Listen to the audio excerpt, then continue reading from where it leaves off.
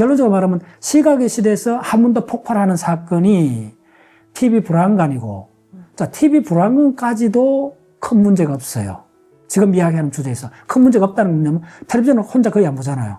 지금까지도 안방에 있고 가족들이 다 보는 거잖아요. 공간적 배치가 적어도 방 하나를 차지하고 혼자 보는 경우는 드물잖아요. 지금 또 1인 가족이 많기 때문에 지금 상황을 이야기합니다. 옛날에 우리 마을에 제가 울진 후포에서 자랐는데 약간 그런 마을인데 전기가 초등학교 4학년 때 들어왔거든요. 그때 마을이 한 40, 50가구에 텔레비전 딱 한 집 9인치 흑백 TV 하나밖에 없었거든요. 온 마을이 다 모였겠네요. 온 마을이 다 그러죠. 네.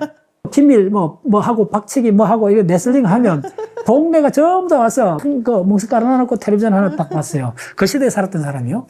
그러니까 이제 확 와닿는 거예요. 텔레비전은 함께 본다는 거예요. 그런데 지금은 단 20년, 특히 한 지난 10년 사이에 인류에서 최초로 1인 비주얼 이미지, 스마트폰을 두 사람이 안 보잖아요. 가장 중요한 포인트. 텔레비전은 여러 사람이 봐요. 스마트폰은 두 사람 보는 경우 없잖아요.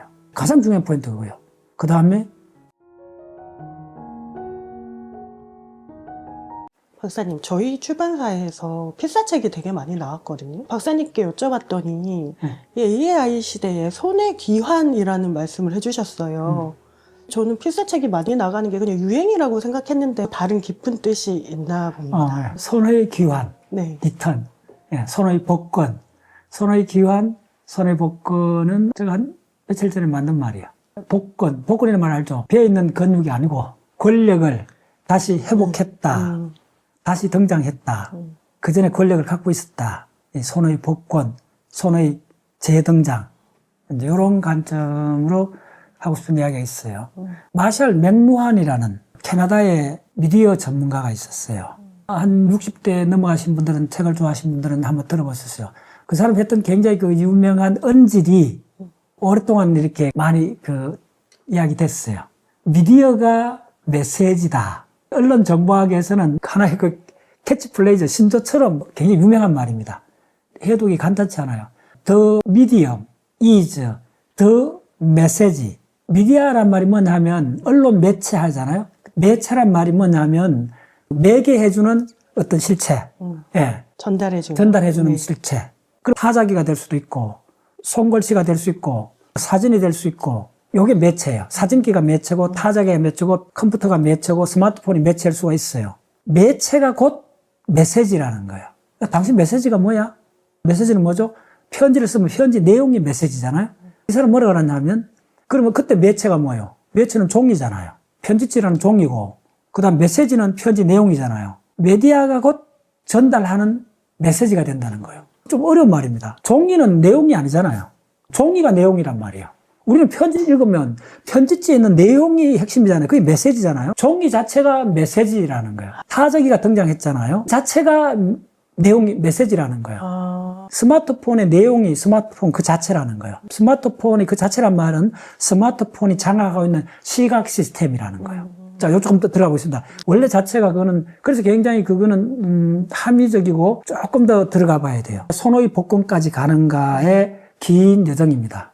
우리 인류가 그 감각이 어떤 식으로 진화해 왔냐면 청각에서 시각으로 진화되어 왔다는 거예요.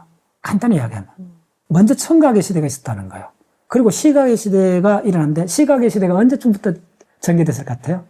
TV가 등장하면서부터. 그렇죠. 90% 사람이 물으면 텔레비전 브라운관이 모든 게 이제 시각이고 뭐 조금 더 올라갔자 뭐 사진기 이 정도까지 하는데 그건 좀 마이너할 수도 있잖아요. 텔레비전이야말로 전 인류한테 어마어마한 영향을 미쳤기 때문에 시각 위주의 감각이 주도권을 잡게 된 거는 바로 텔레비전 브라운관부터 시작됐다. 이렇게 보잖아요. 영화나 다 같은 계열이잖아요. 네.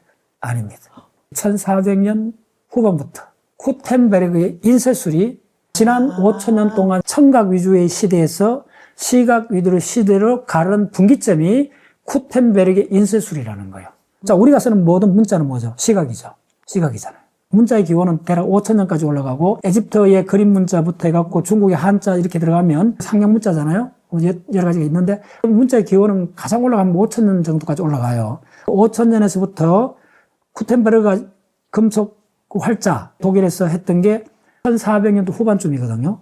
1400년도로 하면 1000년에서 1400년도까지는 무슨 시대? 시각이 아닌 청각의 시대였다는 거예요. 놀랍죠? 그걸 다른 말로 뭐냐면 청각의 시대는 메인이 뭐냐면 구두, 입말 소리. 그때도 문자가 있었어요. 문자를 썼어요. 네. 그때까지도 2000년 전에도 시각이 아니고 보컬이었다는 거예요.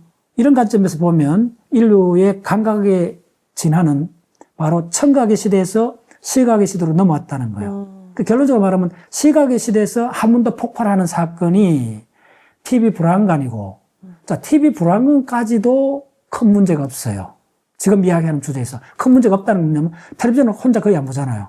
지금까지도 안방에 있고 가족들이 다 보는 거잖아요. 공간적 배치가 적어도 방 하나를 차지하고 혼자 보는 경우는 드물잖아요. 지금 또 1인 가족이 많기 때문에 지금 상을 이야기합니다. 옛날에 우리 마을에 제가 울진 후포에서 자랐는데 전 약간 그런 마을인데 전기가 초등학교 4학년 때 들어왔거든요. 그때 마을이 한 4, 50 가구에 텔레비전 딱 한 집 9인치 흑백 TV 하나밖에 없었거든요. 온 마을이 다 모였겠네요. 온 마을이 다 그러죠.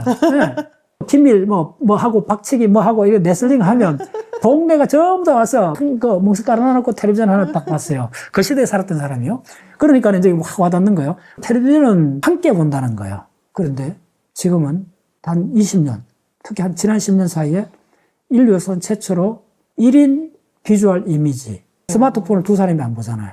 가장 중요한 포인트. 텔레비전은 여러 사람이 봐요. 스마트폰은 두 사람 보는 경우 없잖아요. 가장 중요한 포인트가 그거예요. 그 다음에 들고 다니잖아요. 이동하잖아요. 요게 두 개 결합하면서 바로 시각 독재 사회가 돼버린 거예요. 네. 근본적으로. 근데 시각 위주의 호모사피엔스의 진화는 궁극적으로 인쇄술하고 관련이 있다는 거예요. 인쇄술하고 시각이 어떤 식으로 관련됐냐면 인쇄한 종이를 모아갖고 재본을 한 걸 책을 학술적으로 뭐라 하면 코덱스라 불러요. 낱장을 수백 장 모아갖고 재본을 한 형태, 그걸 코덱스라 불러요. 코덱스가 출현해버린 거예요. 책이 출현했다는 거예요. 그럼 책에 인쇄된 글자를 시각으로 읽는 거, 읽기라는 행위가 가능했었다는 거예요. 읽기는 혼자 읽잖아요. 휴대폰과 같은 거네요. 혼자 읽잖아요. 엄밀히 말하면 읽기도 초기에는 집안마다 책이 한두 권밖에 없었어요. 한자 문화고 우리나라 같으면 사서상경 한지를 구하려면 소 한 마리를 팔아야 돼요. 어마어마하게 비쌌던 거예요. 루터가 종교개혁 했던데 신약 성경 판질이 교사 2달 월급 정도 했대요. 송아지 한 마리 가격 뭐 이 정도 됐대요. 그때 당시에. 마르틴 루터가 1500년도잖아요. 1517년 종교개혁을 했는데 그전에는 교회 성당에만 성경이 있다고 생각하시면 돼요.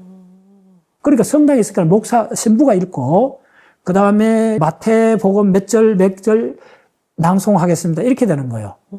예. 10명의 수백 명의 사람들이 그 음성을 듣는 거예요. 이게 낭독의 시대예요. 쿠텐브르가 대량으로 찍어내기 이전에는 그때 당시에 책으로 재본한 게 있다 해도 워낙 비쌌기 때문에 우리 인지의 감각의 왜곡을 일으킬 만큼 일어나지 않았다는 거예요. 근데 쿠텐브르가 대규모로 찍어내면서부터 어떤 사건이 벌어지냐 하면 처음에 가장 각광받았던 게 주로 종교, 성경이었죠. 압도적으로. 그 다음에 사실은 많아진 게 개인 연애 소설이에요. 성경은 가족이 함께 기도하면서 읽을 수가 있는데 연애 소설은 그렇지 않잖아요. 개인의 내밀한 사생활의 공간이 출현하게 된 거예요. 그게 바로 인쇄문하고 결합된 거예요. 쿠텐브르크의 혁명은 개인의 내면의 세계에 출현하고 링크가 되는 거예요. 어쨌든 그게 시각이잖아요. 시각이 바로 우리의 내면의 세계를 출현시킨 주범이에요. 시각의 독주가 바로 쿠텐브르크의 인쇄수렵부터 시작했다는 걸 처음으로 간파하고 이걸 전 세계에 알린 사람이 바로 맥루한입니다. 우리 인류는 5000년부터 해갖고 1500년도까지는 인류는 보컬 중심으로, 그때 텍스트, 책이 있고 다 있었지만은 그게 너무나 비싸기 때문에, 너무나 귀하고 이러기 때문에 주로 성경 몇 가지밖에 없었고, 역사책하고 성경밖에 없었고, 교회 활동을 통해서 낭송을 했기 때문에 아직도 보컬의 시대였는데, 바로 금속활자에 인쇄가 대량으로 찍어내니까네, 이제 모든 사람이 책을 소유하면서부터 성경에서부터 개인 스토리가 연애 소설이 범람을 하면서 드디어 개인밖에 읽을 수 없는 엄밀한 내면의 세계가 출현하게 됐다는 거예요. 인쇄활자의 첫 번째 바로 산물이 뭐냐 하면 개인주의, 개인의 독자성이 출현하고 개인의 주체성이 점점 강화되고 개인의 독자적 개인이 모여서 바로 단어가 모여서 문장을 만드는 형태로 생각하시면 됩니다. 개인들이 모여서 국민국가가 출현한다는 거예요. 모든 사람이 개인의 내면의 세계를 동등하게 갖고 있기 때문에 그런 개인들이 모여서 국가를 형성했다. 그래서 궁극적으로 국민국가, 지금 우리가 올림픽 하면 200개 넘는 국가가 나오잖아요. 그 국가의 뿌리는 세계에서 어떻게 보느냐 하면 내면의 세계하고 선정 논리, 조금 그렇습니다. 선정 논리하고 그다음에 개인주의가 결합을 하면서 개인의 독자성, 그게 모여져서 개별화된 국민 국가가 출현했고, 이게 사실은 불거진 게 이제 프랑스 대혁명, 그전에는 전부 다 용병을 썼어요. 전쟁을 할 때. 왕들이 병사를 돈 주고 사갖고 이제 이렇게 했어요. 전쟁을. 용병을 했기 때문에 일반인들은 전쟁에 별로 직접 관여를 안 했어요. 간단히 말씀드리면. 그런데 나폴레옹이 나오면서 국민 개병제가 돼버린 거예요. 나폴레옹이 또 국민 국가를 실제로 촉발시키는 거예요. 그래서 1820년, 30년에 남미에 있는 한 20개 나라가 독립하는 계기도 프랑스 대혁명하고 링크되어 있는 거예요. 더 깊이 보면 이 국민 국가의 형성은 바로 금속활자하고 더 링크되어 있다는 거예요. 더 깊이, 더 초기는. 바로 마샬 그 맥루한이 이야기했던 매체가 출현했잖아요. 책이라는, 금속활자라는 인쇄 매체가 출현했잖아요. 그 인쇄 매체의 메시지가 뭐냐 하면 인쇄 매체를 보는 게 시각이잖아요. 시각의 구조를 봐야 된다. 시각이 우리 감각에서 점하고 있는 형식을 보는 거, 그 구조를 보는 것이 실제적인 메시지라는 거예요. 이게 바로 매체가 메시지란 말의 본질입니다. 인쇄술이 인류의 문화에 갖고 온 파급 효과가 개인의 내면의 세계, 그리고 더 나아가서 국가의 출현까지 연결된다는 거예요. 형식적으로 보면. 그게 바로 시각을 매개로 해서 일어난 사건이라는 거예요. 놀랍죠? 놀랍죠? 그게 다 연결된다는 다 연결된다. 신기합니다. 시각은 우리 포유동물 전체로 봐서는 마이너입니다. 개가 시각 위주일까요? 후각이죠. 낮에 다니는 쥐를 본 적 있나요? 드물죠. 쥐가 굉장히 많아도 쥐는 밤에만 다녀요. 왜 그럴까요? 우리 포유동물이, 이 포유동물이 대략 5,000종인데 포유동물의 3분의 1이 설치류입니다. 지종류입니다. 2억 년 동안 중생대를 거치면서 밤에 적용된 거예요. 20년째 강의하고 있는 분야인데 주라기, 백악이 거치면서 밤의 생태계로 들어갔어요. 밤에는 시각이 필요 없잖아요. 그때는 몸 사이즈가 10cm밖에 안 됐어요. 그래서 예민한 청각, 그 다음에 냄새, 요게 두 개가 메인 감각입니다. 그래서 포유동물은 호랑이도 밤에 다니잖아요. 포식자든 많은 동물들이 야행성일까? 그 질문은 바로 우리 중생대 때 우리 포유동물, 다 포유동물이잖아요. 적어도 1억 년 이상 밤에 진출한, 밤의 생태 환경에 적응한 종이에요. 밤에는 시각이 필요 없잖아요. 포유동물의 대부분은 아직도 시각이 아니고 후각하고 청각이 메인입니다. 특히 후각이 메인입니다. 영장류에서 드디어 시각 위주로 진화를 하기 시작합니다. 왜냐하면 영장류는 이제 어떻게 출현하느냐 하면 호모사피엔스로 오는 과정에 호미닌이라고 부르는데 이제 대형 영장류들이 출현해요. 고릴라, 엄밀하게 고릴라, 우랑우탄, 고릴라, 침판지. 침판지하고 우리는 사촌이에요. 우리는 양복 입은 침판지일 뿐이에요. 그래서 이 침판지가 대략 우리가 인간에서 처음에 갈라진 게 한 600만 년 이렇게 보고 있어요. 영장류만 해도 500종류가 넘어요. 그 영장류 계열에 오면서 이제 시각적으로 빨리 바뀐 이유가 뭐냐 하면 아프리카 지금 에티오피아 이쪽 해당되는 동아프리카의 그쪽이 원래 열대 밀림 비슷했어요. 밀림 비슷했냐 하면 조금 어렵습니다. 인도판이 아프리카에서 분리돼 갖고 북상을 하는데 1년에 20cm까지 이동을 했어요. 5천만 년 전에 아시아 대륙하고 근접해요. 인도 대륙이 올라와서 아시아 대륙하고 충돌하고 히말라야 산맥에 파미르공이 올라오잖아요. 그쪽에 있는 뜨거운 바닷물이 인도 차이나 반도에 걸리잖아요. 막히잖아요. 해협에.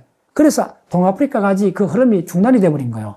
그럼 동아프리카가 온도가 떨어지죠. 네. 그게 대략 2천만 년부터 떨어지면서 바로 열대 밀림이 뭘로 바뀌느냐면 사바나 기후로 바뀌어요. 그러면 영장류가 땅으로 늘어올 수밖에 없잖아요. 네. 사바나로 늘어오니까 괴활지, 확 펼쳐진 초지가 형성돼 있잖아요. 사바나 기후는 뭐냐면 이렇게 쭉 초지가 있고 감목들이 덤성덤성 있어요. 감목 뒤에 숨어 있는 거예요. 그 초지가 형성됐기 때문에 그 풀을 뜯어먹는 바로 대형 초식동물이 출현하는 거예요. 그 대형 초식동물을 뜯어먹는 사자나 포식동물이 출현하는 거예요. 전지구로 초지가 형성이 돼요. 그러니까 1500만 년에서 1000만 년, 600만 년 오면서 그때 숨어서 바로 사자가 사냥하고 나면 찌꺼기를 먹었던 게 우리 선조예요. 간단히 요약하면 이렇게 됩니다. 그래서 무슨 얘기를 하고 싶으냐 하면 이 모든 맥락 속에서 포유동물은 2억 년 동안 후각하고 청각이 메인이었는데 영장류로 오면서 구체적으로 5천만 년 전부터 쭉 영장류가 출현해갖고 3천만 년, 그 다음에 2천만 년 오면서 숲에서 늘어온, 밀림에서 늘어왔고 사바나 기후에 적응한 대형 영장류 드디어 직립했죠.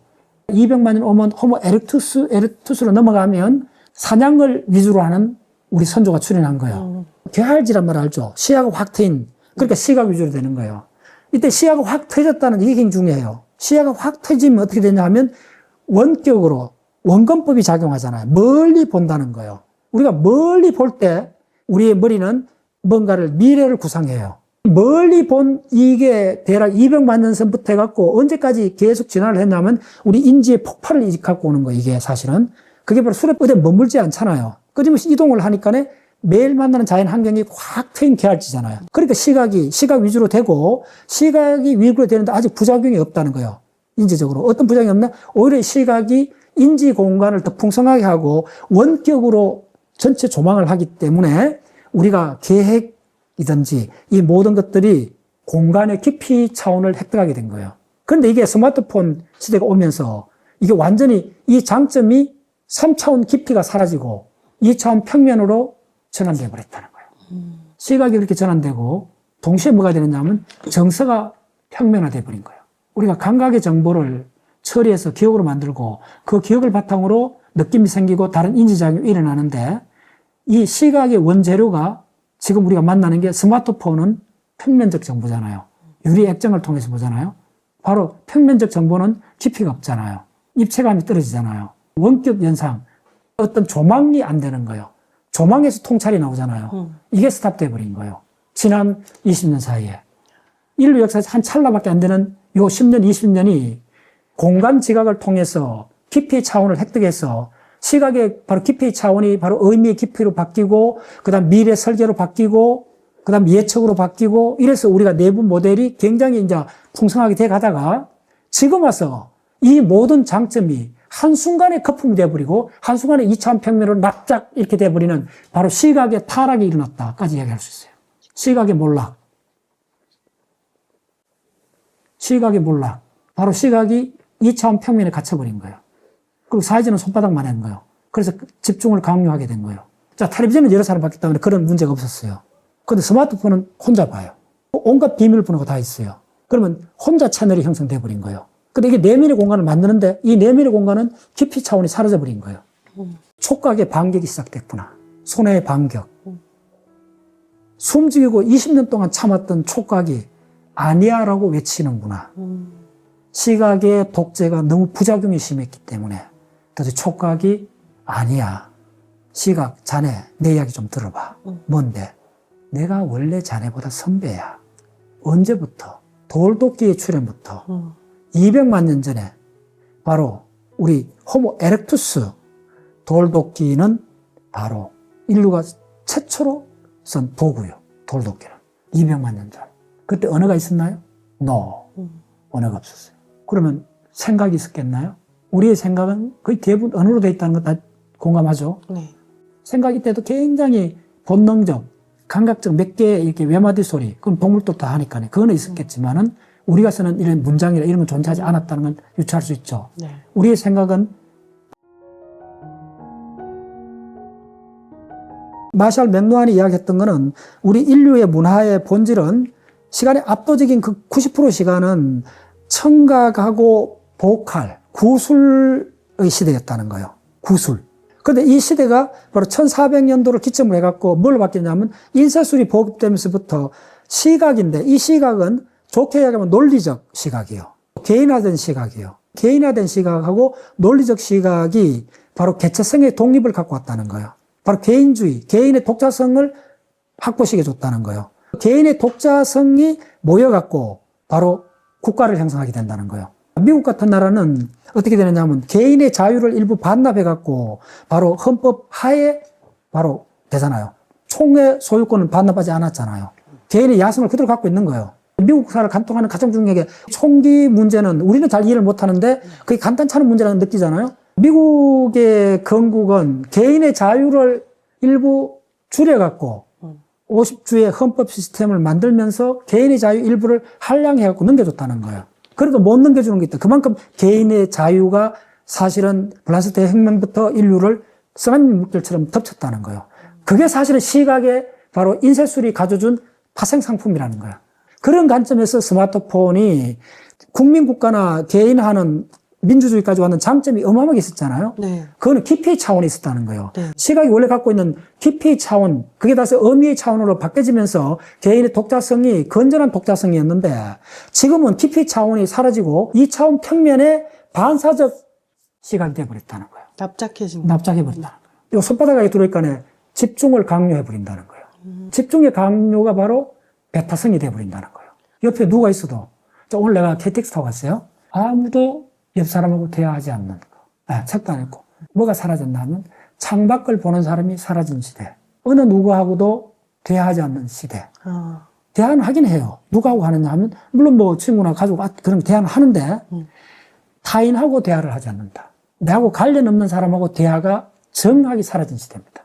지금 그게 왜 그렇게 됐는가가 우리는 각자 고립된 섬이 된 거예요. 그게 인서술이 갖고 온 독자성이에요. 그게 끝판왕이 지금 우리가 보고 있는 거예요. 자, 옛날 10년 전에 텔레비 드라마에 여로란 드라마가 있었어요. 우리나라 방송 사상 시청률이 그때 어쩌냐면 70%가 넘었었어요. 상상할 수 있나요? 여로란 말이 한 여자의 일생의 그거잖아요. 이미자 우리 선생님이 불렀던 그 노래 참 너무 이렇게 가슴이 와닿아요. 그때 당시 박 대통령부터 전 국민이 그 시간은 그걸 봤다 하잖아요. 모든 사람이 그때는 한마음 그렇게 됐어요. 그거는 한 사람이 아니잖아요. 동시에 같은 시간, 같은 공간, 같은 느낌을 공유한 시대가 있었다는 거예요. 지금은 4천, 5천만이 각자가 각자의 세계에 함몰돼 간 거예요.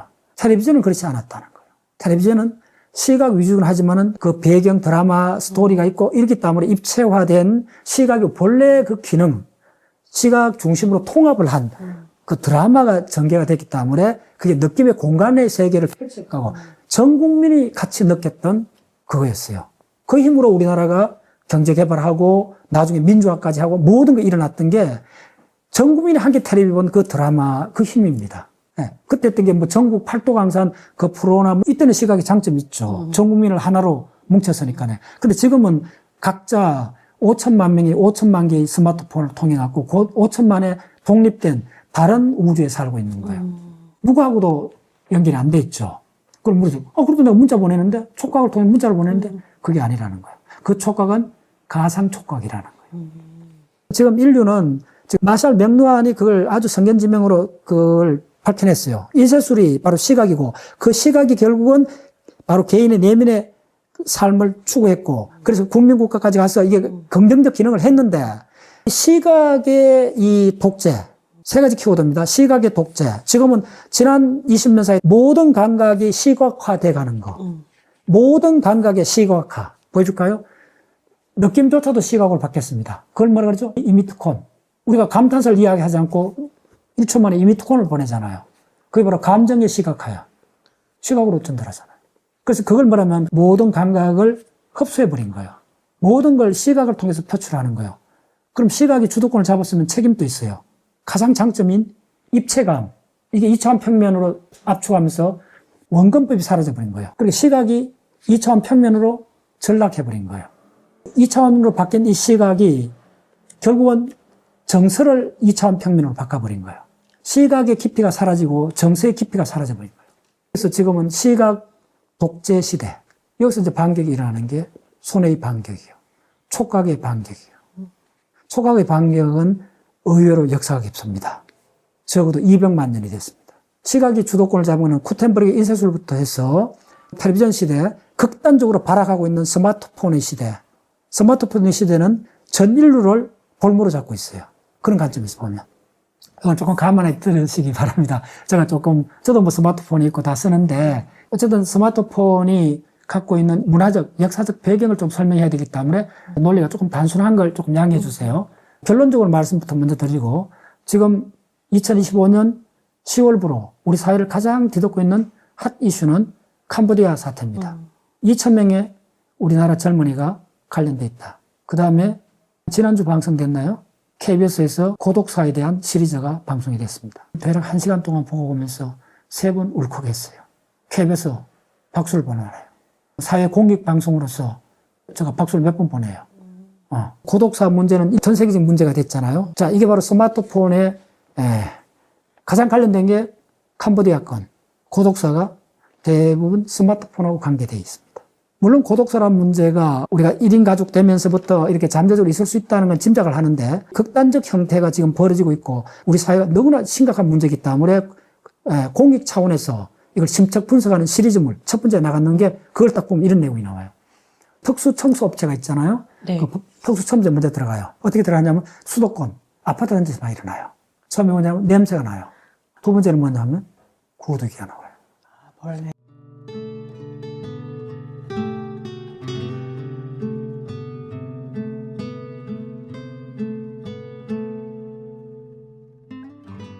그 아파트, 현대식 아파트에 구더기가 출연해요. 그 방송 보시면 됩니다. 다 나오는데 특히 주목해야 될 게 마지막에 어떤 용기 있는 어떤 한 분이 자기를 취재해달라고 KBS가 요청을 한 거예요. 요만 아파트예요. 들어갔는데 문을 열고 딱 들어가는 순간 거실에서 발을 디딜 틈이 없는 거예요.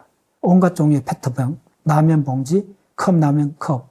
자기를 취재해달라는 그 주인공은 누워있는 장소를 가르쳐 주는 거예요. 거실 그 코너에 말 그대로 자기 몸 하나 딱 누울 수 있는 공간밖에 없어요.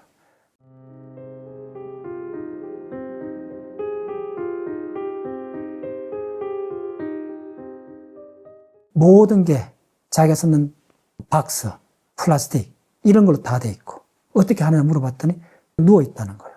아무것도 없어요. 아무것도 없어요. 가진 게. 가진 게 있어요. 딱 하나 있어요. 절박한 상황에서 가진 게 딱 하나 있어요. 스마트폰. 그분한테 참 대단한 용기를 갖고 이걸 이야기하신다. 숙연해졌어요. 그걸 그대로 보여주더라고요. 자기가 왜 이렇게 됐는가. 그 사람 나이가 70대 다 돼가요. 40대요. 70대, 80대 되면 어쨌든 자녀들이 잊어버릴 수도 있고 간혹 그런 일이 있잖아요. 그래서 그거는 우리 들으면 그것도 참 서글픈 일인데 건장한 40대가 자기가 왜 이렇게 된가를 방송에 내보내달라는 거예요. 마지막에 잡고 있는 거는 스마트폰 하나예요. 좀 울컥했어요. 왜 이렇게 됐나. 그 사람 유일한 생물줄이 스마트폰이었어요. 어떻게 하느냐 하면 고맙다는 의미를 넘어서는 거예요. 이거야말로 우리가 어떻게 뒤집어 보면 마지막 상황에서 저거 하나밖에 없나 단타를 눌러요. 방송에 나갔던 이야기 그대로 할게요. 이분이 그래도 먹고 살아야 되잖아요. 컵라면 사 먹어야 되잖아요.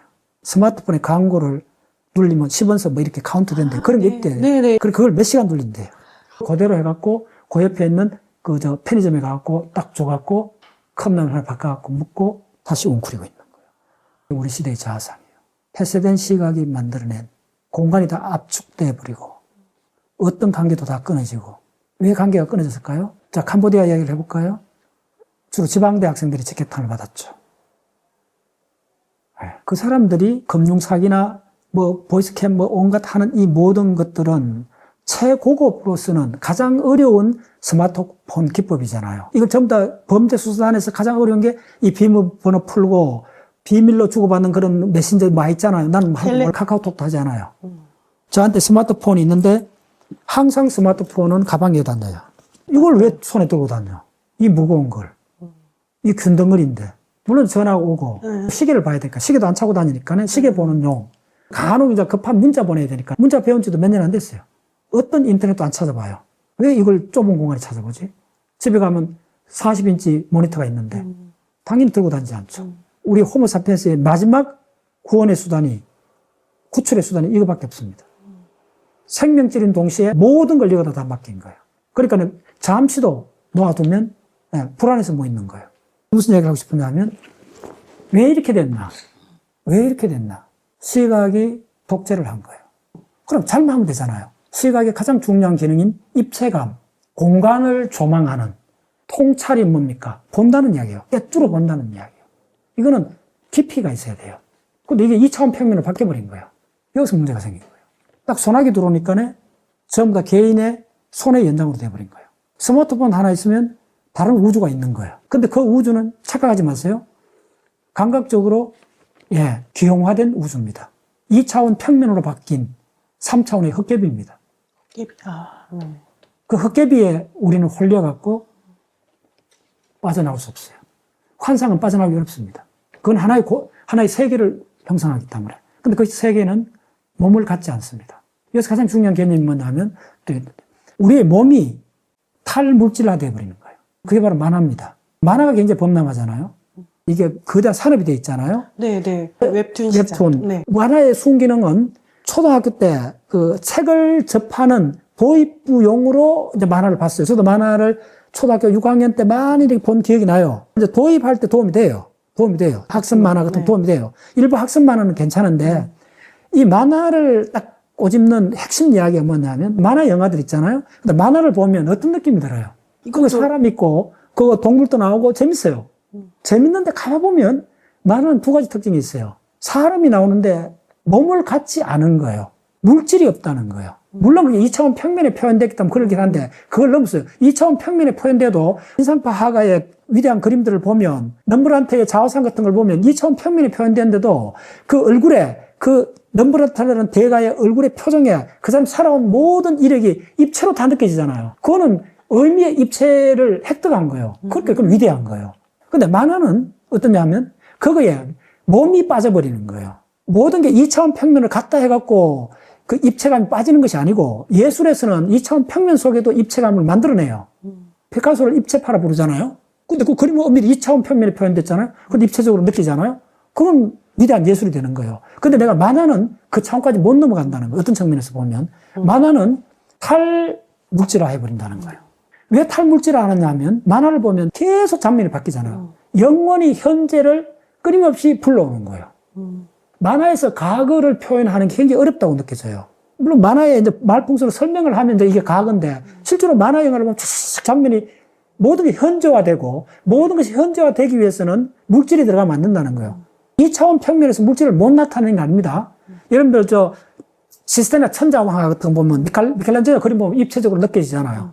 유럽에 여러분들 여행을 가보면 성당의 도움에 그린 거 보면 입체적으로 느낄 때가 많아요. 충분히 할 수 있어요, 기법을. 만화는 특징이 뭐냐면 그 입체감을 없애버리고 없애져야 현재 속에 모든 걸 불러올 수 있다는 거예요. 이걸 세 가지로 요약할 수 있습니다. 시각의 평면화. 시각의 평면화가 또 뭘 촉발하느냐 하면 정서의 평면화. 스마트폰을 통해서 시각을 우리가 독점해버려요. 그러니까 그 시각에 매몰되는과 동시에 모든 것은 영원한 타인이 되어버린 거예요. 기차 안에서 어느 누구도 타인하고 이야기하지 않는 게 이게 최근 일어났던 일입니다. 열차를 탄 거예요. 옛날에 열차는 그 안에 김밥, 계란도 팔고 그랬잖아요. 네네. 계란도 팔고 어떻게 했냐면, 이렇게 마주보는 의자가 많았어요. 4명이 앉아갖고 그냥 이야기로 막 꽃을 피는 거예요. 카스테라 같은 거 막 사갖고, 모르는 사람한테 막 나눠주면서 말을 막 붙이는 장면이 나와요. 작가님, 지난 1년 동안 모르는 사람한테 한 말을 걸어본 적이 몇 번 있어요. 이렇게 모여가 있을 때 굉장히 궁금할 때가 있거든요. 이 사람이 뭐 다른 거 하고 있거나 뭐 신기한 거 하고 있으면 이렇게 그거 뭐예요? 물어볼 수 있잖아요. 그런 차원이요. 아예 내하고 관계 없는 건 아예 안 묻는데 옛날에도 내하고 직접 관계 없는데 그 사람이 하는 행동이 좀 재밌어 보여갖고 이거 뭐예요? 물어본 적이 있느냐고 지난 5년 사이에. 이게 중요한 질문이에요. 이게 우리 시대의 자화상이에요. 시간을 한 20년 정도 돌리면 그렇지 않았어요. 예, 시장 바닥이나 어디 가도 좀 이상하고 또 재밌는 사람이 있으면 말을 걸었어요. 아무 관련 없어도.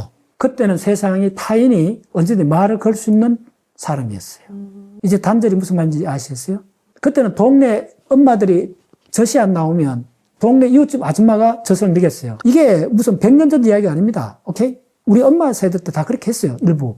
자, 그럼 무슨 말이냐 하고 싶으냐 하면 우리가 지금 만나는 이 모든 거가 어디에 딱 매칭되느냐 하면 어디 한 20년밖에 안 됐다는 거예요. 95% 사건이 스마트폰하고 관계 있다는 거예요. 시각 전체가 아니라는 거예요. 텔레비전이 아니라는 거예요. 스마트폰이 왜 이렇게 됐는가가 지금 고독사, 캄보디아 문제 다 근본은 스마트폰이라는 시각적 매체. 시각적 그 매체가 전달하는 그 내용이 매체 그 자체가 내용이라는 거예요. 스마트폰 자체가 내용이라는 거예요. 무슨 의미냐면 스마트폰이 뭘 말해요? 시각의 형태를 바꿔버렸잖아요. 시각이 3차원 입체인데 2차원 평면으로 바꿔버리고 시각이 공유할 수 없는 시각이 됐잖아요. 스마트폰이 누구나 공유할 수 있다면 이런 문제가 안 생겨요. 비밀스러운 이야기 없어지죠. 금융 사기가 있을 수 없죠. 모든 사람이 같이 보면 혼자 보니까네 혼자 당하는 거예요. 당한 줄 모르고 당하는 거예요. 혼자 보니까네 누가 가까운 사람이 검증을 해주고 그거 아니야라고 해주면 되는데 낯선 사람한테 어떤 말도 못 거는 사회가 돼버리니까네 자기가 기억하고 있는 자기가 시각적 이미지에 모든 걸 의존하고 마지막으로 거기서 유일한 소통을 해버리는 거예요. 거기서 만나는 소통은 비밀 밴드를 통해 갖고 그 그룹끼리 만나요. 자, N번방 이야기 들으셨죠? 나 잘 몰라요, 그런 거. 스마트폰, 대부분 어떻게 쓰는지도 잘 몰라요. 수백 가지 있는 기능, 쓸 때마다 화만 나요. 안 써요, 안 써. 그런 거 안 해도 우리는 충분한, 그보다 훨씬한 다양한 무엇이 있었다는 거예요. 그게 뭐냐면, 그게 바로 촉각이에요. 음악 사이언스. 그래서 촉각, 구체적으로 손의 복근이 지금 드디어 인류를 반격하고 있습니다. 시각의 독재에 대해서 드디어 너무나 많이 당했고 너무나 많은 부작용이 속출하니까 드디어 촉각이 드디어 참고 있다가 못해갖고 아니야 라고 소리친 메아리가 지금 우리 사회에 바로 올해 작년부터 특히 올해 쫙 가시권에 들어왔어요. 그게 뭐냐면 손글씨 쓰기. 두 번째 뭐냐면 뜨개질. 박수. 드디어 왔구나. 드디어 반격이 시작되는구나. 뜨개질. 요거 최근 유행됐다는 거 들어보셨죠? 요즘 남자들도 한대요. 저는 어떤 느낌이면 살았다. 드디어 촉각의 반격이 시작됐구나. 손의 반격.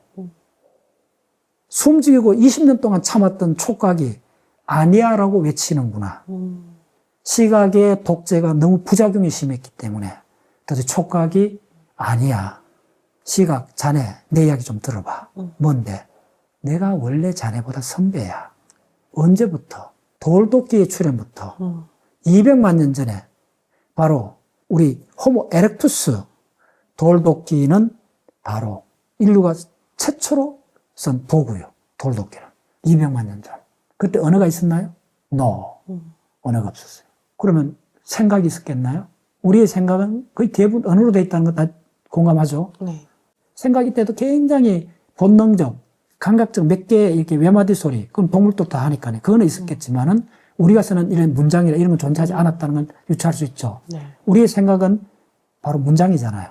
스토리잖아요. 카시오페아 출판사에서 지금 내용을 지금 들고 나왔는데 성공하는 습관을 만들어주는 하루 15분 영어 필사. 아이의 어휘력을 위한 66일 노트 필사. 김종원의 초동 필사 인력 365일. 부모의 어휘력을 위한 66일 필사 노트. 매주 서점에 가거든요. 대학 졸업하고 40년 동안 바뀌지 않는 습관입니다. 원래 이제 가장 유력한 거는 손글씨 책이 온 거예요. 근데 올 초에 이걸 몇 권을 보면서 서점에서 당혹스러웠어요. 이게 어떻게 책이 되나?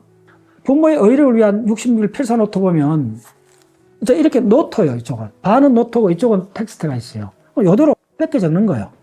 근데 이게 될까? 그때는 그냥 스쳐 지나갔는데 손글씨 쓰는 거에 대한 그 발생학적, 진화적 왜 이게 출현했는가?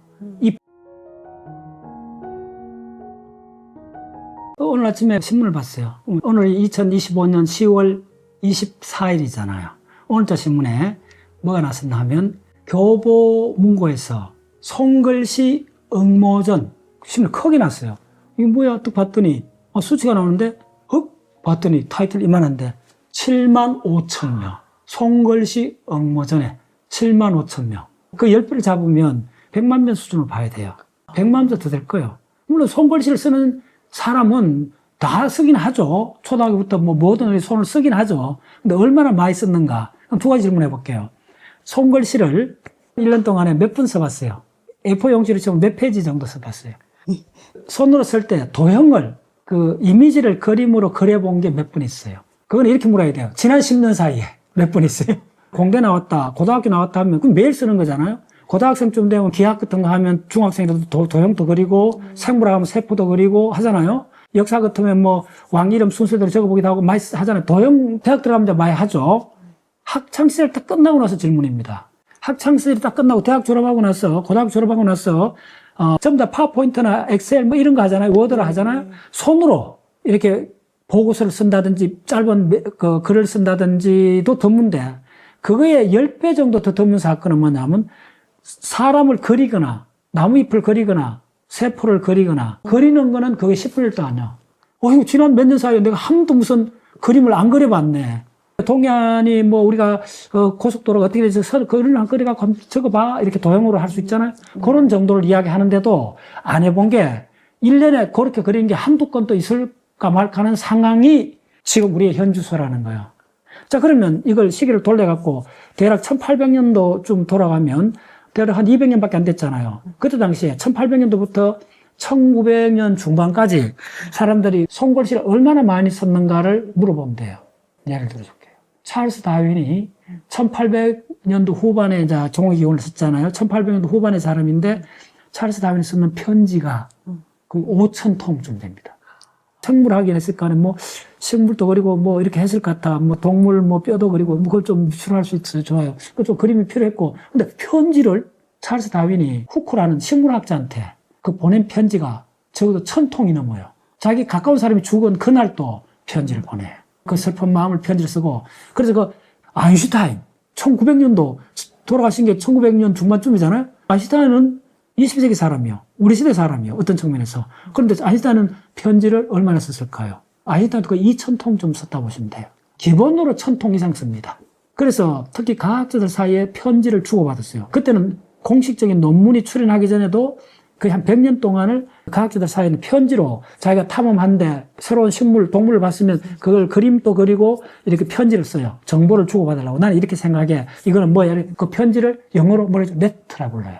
그 네트를 모아갖고 지금 과학 저널의 이름에 네트가 들어간 저널이 많습니다. 제가 박사과정 때 그 투고했던 네트가 일렉트로닉스 네트, 피지컬 리뷰 네트. 논문이란 말이 찾아보면 네트란 말이 관련되어 있습니다. 과학자, 그 유명한 사람들끼리 주고받았던 그 편지, 그걸 모은 걸 바로 우리가 하는 과학 저널의 기원입니다. 편지 공화국이라는 책이 나와 있습니다. 스마트폰 이 시대, 문자를 보내기 이전 시대는 엄청나게 많이, 거의 뭐 일주일 단위로 거의 매일 편지를 썼다 이렇게 생각하시면 돼요. 그러니까 3000통, 5000통의 편지가 남아있어요. 그럼 조금 올라가서 르네상스 때 네오나르도 다빈치는 그때는 편지가 아니고 스케치북에 뭐 이렇게 기록을 많이 남겼잖아요. 그게 몇 페이지쯤 될까요? 제가 그 네오나르도 다빈치 과학박물관에 갔다 왔습니다. 예. 이탈리아인가 저 밀라노인가 어디 갔더니 네오나르도 다빈치 전용 그 과학관이 있더라고요. 모든 기록들 다 그 보관해놨는데 갔더니 그쪽 전문 연구하는 기관이 있어요. 남긴 기록이 그러니까 A4 용지 정도로 기준해갖고 그걸 한 페이지라 보면 지금 추정 발견된 게 6000페이지요. 전 세계 도서관 고문을 다 찢어갖고 레오나르도 다빈치의 진품이라고 확인된 게 6000페이지고 전문을 하는 과학자들이 그 의견은 뭐냐면 네오나르도 남겼던 모든 기록의 페이지 수가 추정하는데 대략 13000페이지 정도. 그거의 반 정도가 지금 발견됐다. 빌 게이츠도 경매로 붙여 샀잖아요. 알죠? 그거 들어보셨죠? 네오나르도 다빈치가 뭐 헬리콥터니 이렇게 디자인했던 그 노트 우리나라 돈으로 100억 넘다 이렇게 생각하면 됩니다. 그 정도로 경매에 붙습니다. 네오나르도 다빈치는 이거잖아요. 이 이야기를 왜 길게 하느냐 하면 네오나르도 다빈치는 1500년도, 그 다음 1600년도, 1700년도, 1800년도에 인류는 그냥 눈만 떴다면 기록을 남겼다는 거예요. 썼다는 거예요. 바로 그게 쓰는 인간이었다는 거예요. 우리는 쓰는 인간을 잊어버리는 게 지금 또 이게 스마트폰하고 링크되어 있다는 거예요. 고작 해야 20년밖에 안 된다는 거예요. 우리 고등학교 때 지금 50대쯤 되는 사람들은 연애 편지 썼을 거예요. 지금 연애 편지 안 쓸 거예요. 개인적 이야기일 수도 있는데 그걸 넘어선 그 본질적인 뭐가 있다는 거예요. 이게 바로 손의 귀환, 손의 법권하고 있다는 거예요. 그게 이제 첫 번째 드러나는 게 뭐냐 하면 손글씨 쓰기. 카시오페아 출판사는 손글씨 쓰기에 대한 단행본 책을 원래 우리나라 독서 그 출판에서 가장 그 유니크한 것 중에 하나가 손글씨 하는 책이 많이 나왔죠. 카시오페아 출판사에서 지금 내용을 조금 들고 나왔는데 성공하는 습관을 만들어주는 하루 15분 영어 필사, 아이의 어휘력을 위한 66일 노트 필사, 김종원의 초동 필사 인력 365일, 부모의 어휘력을 위한 66일 필사 노트. 매주 서점에 가거든요. 대학 졸업하고 40년 동안 바뀌지 않는 습관입니다. 여러 가지 삶의 여러 패턴이 다양했었는데도 딱 하나 바뀌는 거는 지금은 한 2주에 한 번씩 이렇게 가는데 5년 전까지만 해도 매주 서점에 갔습니다. 40년 동안을. 미국에서 석사 박사하는 6년 동안은 미국에 있는 서점을 바쁘니까 매주는 못 갔지. 원래 이제 가장 유니크한 거는 손글씨 책이 온 거예요. 근데 올 초에 이걸 몇 권을 보면서 서점에서 당혹스러웠어요. 아, 이게 어떻게 책이 되나? 부모의 어휘력을 위한 66일 필사 노트 보면 이제 이렇게 노트예요, 이쪽은. 반은 노트고 이쪽은 텍스트가 있어요. 이대로 뺏겨 적는 거예요. 근데 이게 될까? 그때는 그냥 스쳐 지나갔는데 손글씨 쓰는 거에 대한 그 발생학적, 진화적, 왜 이게 출현했는가? 이 배경이 궁금했어요. 이게 바로 스마트폰에 대한 한방 읍팍 느끼는 거예요. 사회적으로 한방 견디다 못해가 손에 주먹이 나간 거예요. 저는 그렇게 봐요. 이건 바람직한 거예요. 시각의 독재, 스마트폰의 독재에 드디어 출판계에서 움직였다. 저는 그렇게 봐요. 수요청이 있기 때문에 나오는 거잖아요. 전통적 책을 생각하는 사람은 그래 이렇게 생각했는데 가만히 생각해 봤더니 이게 어떤 단계에서는 정답에 가까울 수 있다는 느낌이 확 든 거예요. 불자들은 절을 다니는 사람 어떻게 해요? 반야신경, 금강경 필사예요. 우리 당대의 이야기 아니고 불교에서는 가장 그 중요한 수행 방법 중에 하나가 뭐냐면요, 사경입니다. 고려시대는 이 사경을 최고로 그 높은 종교적 행위로까지 올라가는 게 뭐냐면, 사경으로 쓸 때 뭘로 쓰느냐면 금가루하고 썼어요. 이걸 금리사경이래요. 니자는 진흙일인데 금으로 진흙을 만들어갖고 먹을 만들어갖고 금리사경을, 그거는 물론 굉장히 보물이나 이렇게 되는 거예요. 혹시 금리사경 한가 그 진품 본 적 있어요? 아니요. 박물관 하우스에 있습니다. 그래서 이게 어느 날 갑자기 뚝 떨어진 이게 아니고, 원래 우리는 가장 소중한 거를 손으로 그대로 경전을 옮겨 썼어요. 그런데 그걸 다 잊어버렸던 거예요.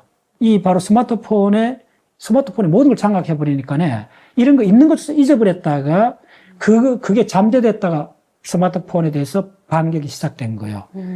그렇게 보셔야 돼요. 이건 뭐예요? 바로 손으로 쓰잖아요. 촉각의 복귀요. 촉각의 복귀요. 이건 상당히 바람직해요. 이 내용 자체가 대부분 이렇게 좋은 아름다운 그런 글이잖아요. 그러면 그 초등학생이 이대로 따라 적는 그 모습을 시각적으로 한번 떠올려 보세요. 애들이 요 하나 보고 떨어져. 천천히 또박또박 정성이 들어간다는 거예요. 손글씨 이 유행이 우리나라만 한정된 거냐 물어봤더니 아니라는 거예요. 명확하게 손의 복권을 지금 보여주시는 게 뜨개질의 귀환입니다. 뜨개질은 우리 여성분들은 다 하잖아요. 가정시간에 옛날에 배우잖아요. 그래서 이게 뭘 의미하느냐면, 이 뜨개질의 복권, 뜨개질의 출현, 다시 등장이 지금 일부 카페를 중심으로 일어나고 있고, 어제 누구하고 통화를 했는데 여성분들이 뜨개질을 하고 있다는 거예요. 브라보. 다시 전부 다 손에 관한, 촉각에 관한 문제라는 거예요. 시각의 횡포에서 드디어 손의 반격이, 바로 촉각의 반격이 시작됐다. 이렇게 생각하시면 돼요. 그것이 바로 감각의 균형입니다.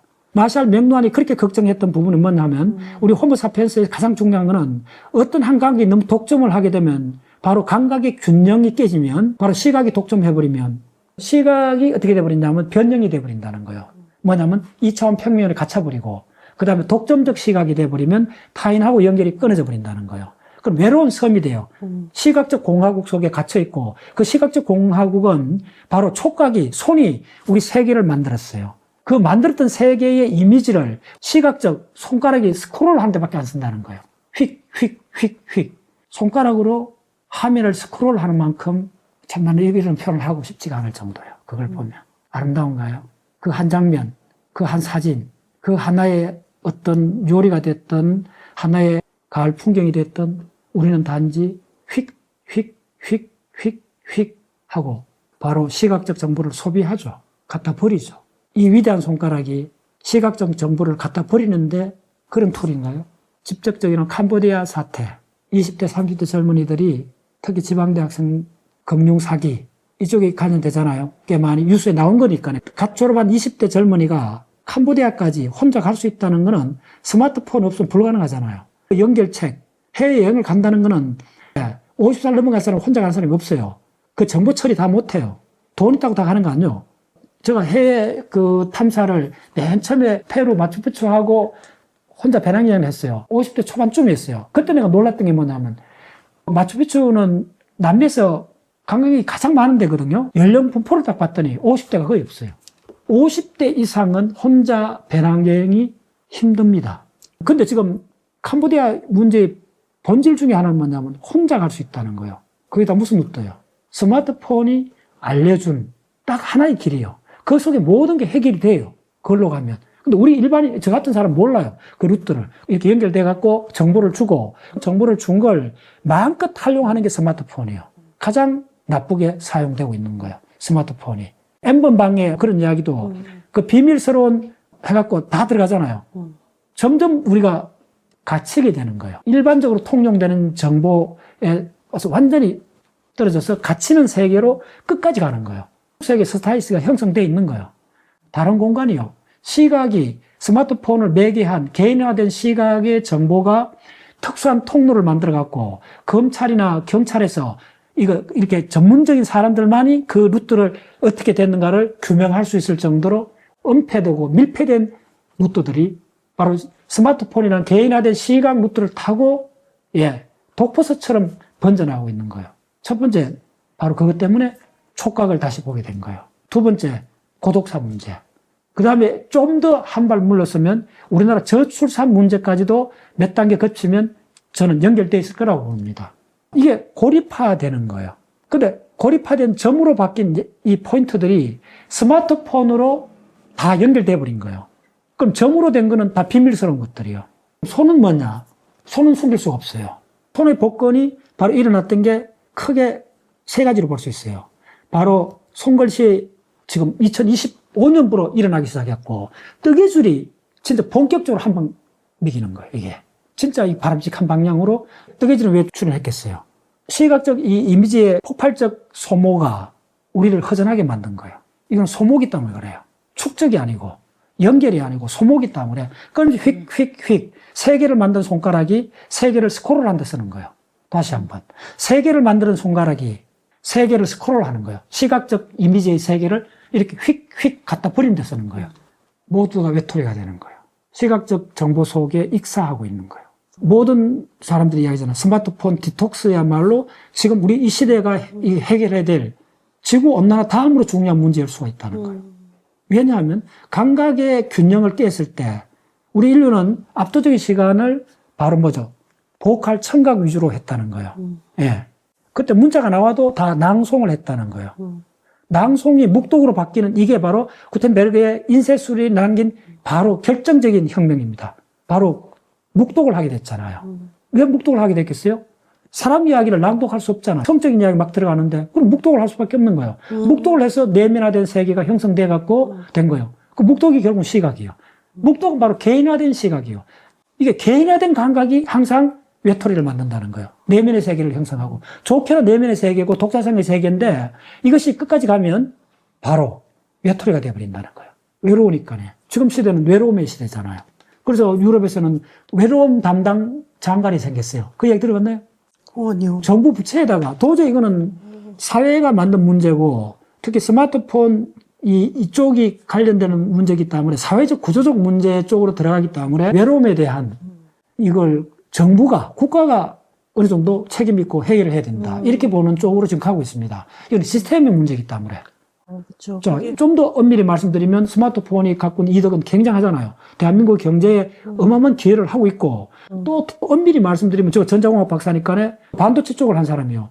그야말로 스마트폰의 그 핵심을 어느 정도 공학적으로 알고 있는데 스마트폰이 인류한테 최고의 그런 도깨비 같은 기적을 이루어준 대책이긴 한데 우리가 글로벌 전 세계를 하나로 묶어주고 지금 K-팝부터 우리나라를 세계적으로 알려준 거는 바로 우리나라 IT 강국이고 우리가 스마트폰 왕국이기 때문에 가능해진 거는 맞아요. 90% 장점이 있는데 그러나 그 장점 이면에 그림자가 너무 깊고 아주 깊은 상처를 남긴다는 거예요. 고독사, 외톨이. 이건 어느 것으로 메꿀 수 없는 그 상세 빛과 그림자를 같이 보자는 거예요. 스마트폰이야말로 인류의 위대한 말 그대로 우리 손아귀의 세계를 장악하게 해준 기적 같은 툴이잖아요. 이런 기적 같은 툴일수록 우리는 그 본질을 깨뚫어보고 사용을 해야 된다는 거예요. 그 부작용은 모든 걸 장악했을 때 1%도 부작용이 생기면 어마어마한 파국적인 현상이 일어날 수 있다는 게 지금 우리 시대에 당면한 문제 중에 하나라는 거예요.